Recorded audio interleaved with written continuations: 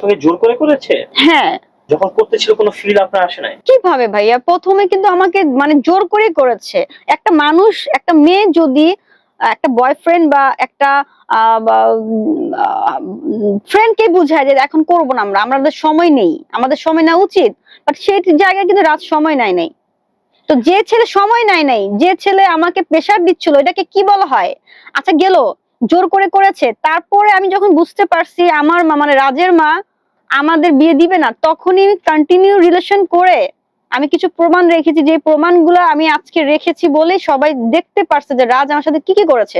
প্রথম দিন করেছেন সেদিন কি বুঝেন নাই ওই আপনার ওইটা দেখে বুঝেন না ওটা হিন্দু না মুসলমান? আরে ভাই বুঝেন নাই, বুঝেন না মানে কি? একটা মানুষ ফিজিক্যাল রিলেশন মানে কাপড় খোলার আগে একটা ছেলে মেয়ে কেমন থাকে আমরা বুঝবো না? হিজড়া না একটা ছেলে পূর্ণাঙ্গ ছেলে? কাপড় খুলে তো আমি বুঝতে পারবো। তো রাজ কি সারা দুনিয়া ঘুরছে, তখন কি কাপড় খুলে ঘুরছে?